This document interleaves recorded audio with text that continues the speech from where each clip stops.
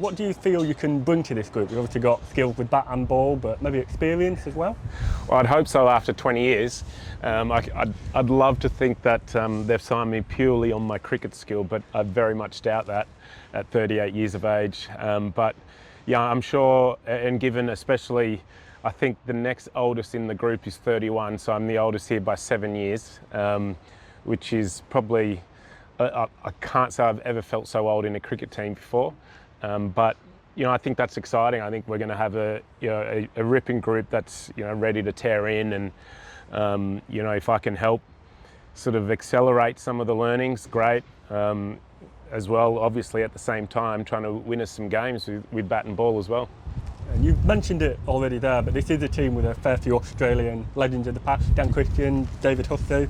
What's the feeling of following in their footsteps like? They're pretty big shoes to fill.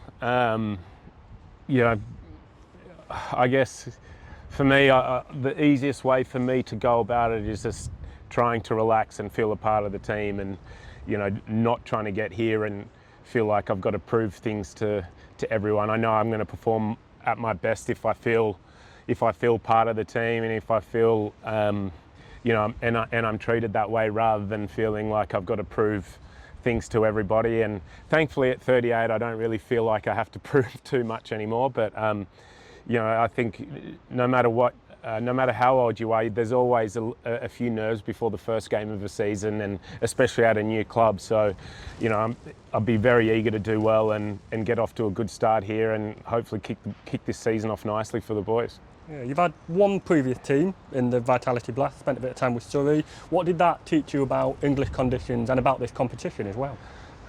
Not to chase a ball back out of the circle when you're fielding, because you can get a massive collision with Rory Burns. So, no, I had a great time with Surrey. It was a very good club to play cricket for, and a lot of fond memories there. But yeah, I guess it's a very different style of cricket to Australia, but at the same time, equally challenging, equally as difficult, just in a very different way. So, I thought the skill level here, the amount of shots, where batters can hit the ball, the amount of skills the bowlers have, is fantastic. Like almost all the batters that I came up against last time I was here could hit the ball to 360 degrees on the field, which you probably don't see as much in Australia. I think maybe there's a little bit more of just a sort of step power game. But I was really impressed with the skill levels of all the players here last time, and the variations all the bowlers have. Obviously the grounds here are possibly a little bit smaller, so the bowlers have to be, I guess they have to be on top of their skills and their death bowling, because they can't always use the dimensions of the ground to hide. So yeah, I was really impressed with the skill levels, and I'm sure even since then they've probably improved as well. Yeah, when we're talking about dimensions of ground, this is certainly renowned for being one of the smaller ones, certainly produces higher scoring games perhaps. What do you know about Trent Bridge and the sort of cricket that it can produce? Look, I've never played here before personally, which is quite phenomenal considering the amount of games of cricket I've played. But I've definitely played on small grounds. There are small grounds everywhere in the world, so it's not.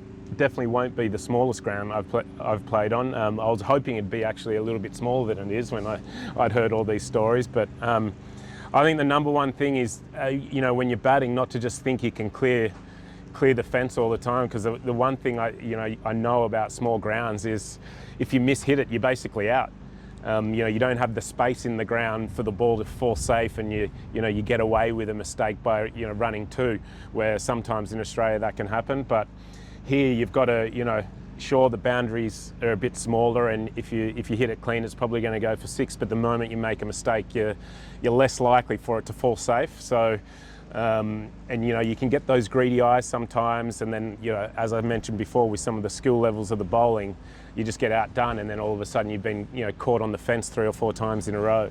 So I think it's I guess the same philosophies, but just knowing that if you get going, and if you get started in an innings, then the boundaries can flow quicker the longer you're out there, not trying to, I guess, make it happen straight away.